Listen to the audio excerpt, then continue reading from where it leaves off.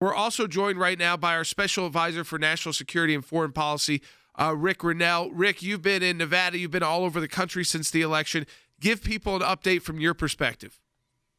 Well, first of all, we have to remember that this race has not been certified. It's not been even to the point where all votes have been counted. We've got tens of thousands of votes in Nevada that still need to be counted.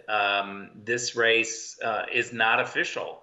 And so we have to remember, too, Jordan, that it's been 1 week. Al Gore conceded December 15th.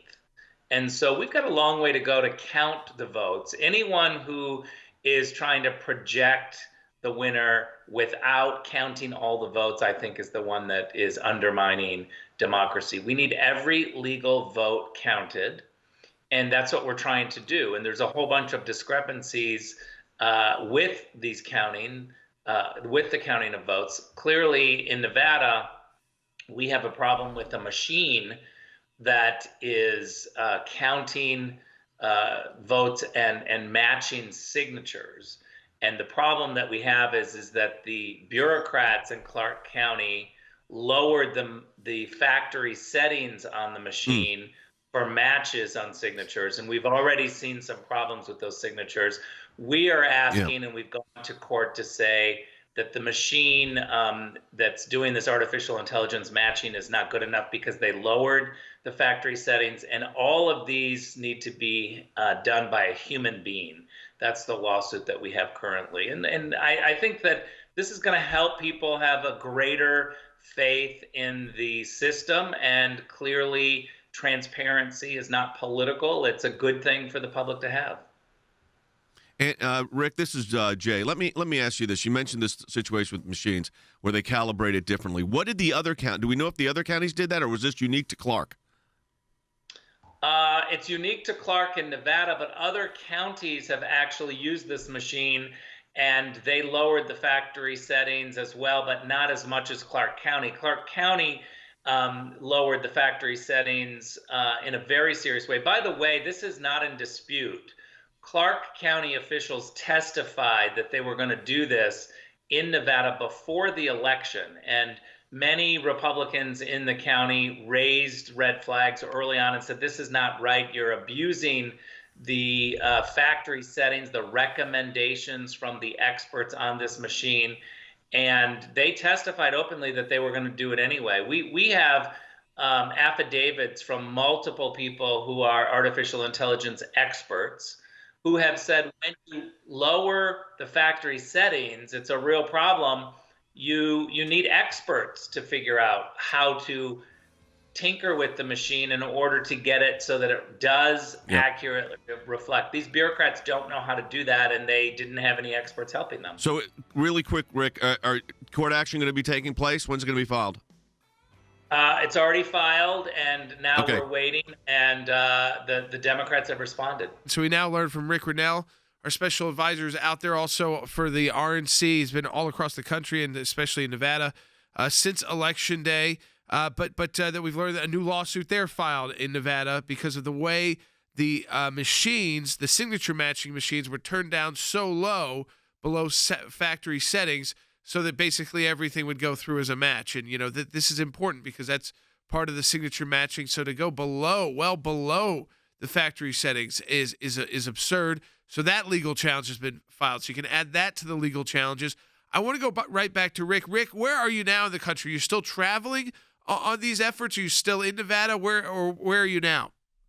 So I'm still traveling, trying to make sure that we have enough money for the legal recount and overseeing Nevada and the counting. One thing that I want to make clear, Jordan, this machine that we're talking about is also used in Maricopa County. And the factory settings that Maricopa used were not as low as Clark County. So in Arizona, they didn't lower it as much as they did in Nevada, but they still lowered it and are not utilizing the factory settings. We estimate that in Clark County alone, 600,000 ballots went through this machine, matching and getting rid of signatures that weren't accurate.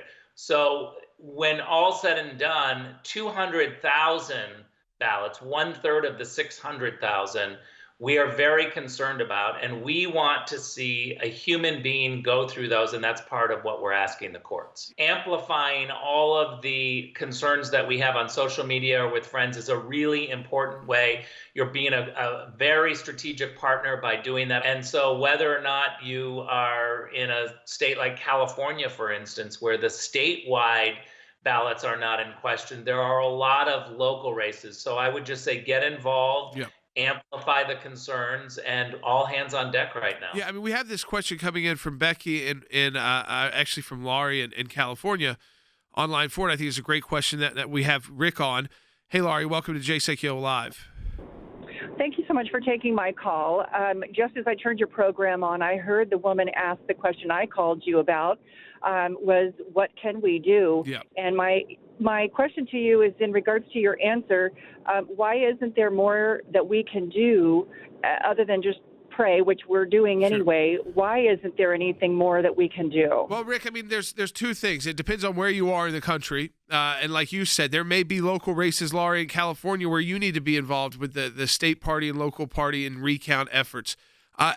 Are we going to be at a point, Rick, and we saw this during the Bush versus Gore years, where people were traveling from state to state to volunteer to help oversee recounts, to basically be the observers of recounts. And that may be a potential for some of our listeners right now who want to do more than just financially support or pray or work locally, but get involved, is that if we get to that point, their assistance may be necessary.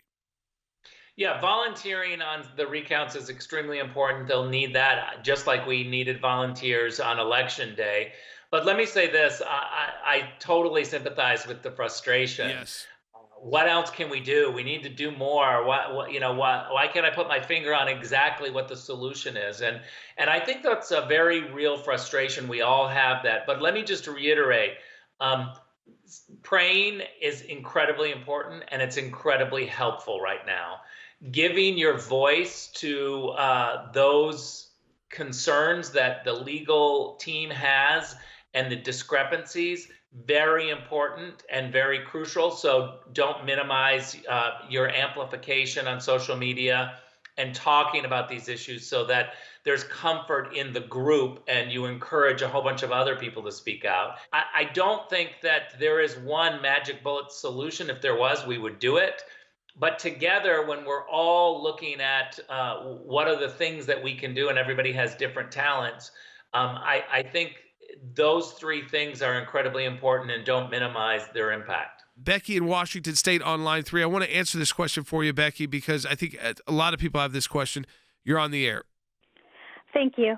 Yeah, I just know that with Washington State, most folks have pretty much washed us as a lost cause, but I'm telling you, the people here, I rode with people on the train that were Democrat, and they all did not want certain people in office, and they're forced into office on us, even if the counts just are skewed. We know, Becky, that moving forward, we need voter ID in every state. That this mail-in ballot, this attempt at mail-in balloting without really preparing for it, led to what I believe is just a massive amount of fraud, confusion. Even good faith poll workers, Rick, had no idea what to be doing with all these ballots. I mean, they were flooding in. This wasn't the norm. This wasn't how they were used to counting ballots. And so even states that had gone very electronic, then they've got all these mail-in ballots that came in. They were not prepared for it. The Postal Service wasn't prepared for it. And now we're starting to see the litigation that comes from it. I understand people's frustration. I think it has to be twofold. One, looking forward. And one looking forward is pressing for real change in getting a more uniform, even though it's up to the states, a more uniform way of how we elect our president. And then two, is we understand this mail-in ballot that we tried did not work. It's led to a ton of problems. It's why we're in court right now. It's one of the main reasons is the mail-in ballots we're just fraught with potential problems. And then third is, again, not giving up. Like you said, Rick, we are all still working on this because we see a path for President Trump's victory. As the president has said, the team has made clear, so long as we see that path and we still have time, we will keep fighting. Yeah, let me respond first of all to the last caller. I think Washington State was pretty exciting this year because I sensed the frustration of people, and I think the numbers are just beginning to turn around there. We've got a ways to go, but I think Washington State needs to have some concentration and energy in the future because there have been people that are frustrated. And then lastly, I will just add that the frustration that we've seen from the mail-in ballots. Remember that this was all done 30 to 60 days before the election. Massive mail-outs of ballots for people that had not requested these ballots, had no idea that the ballots were coming.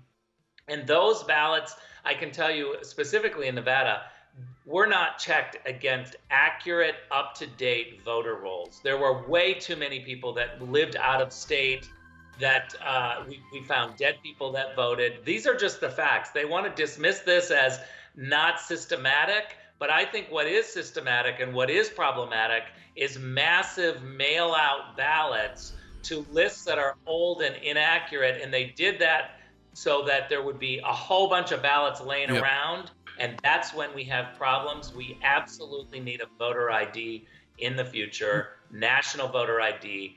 Most Americans think, of course, you should have a. Yeah, it makes sense. And most countries around the world have that. Rick, thank you. Keep it up in Nevada. We'll talk to you later this week.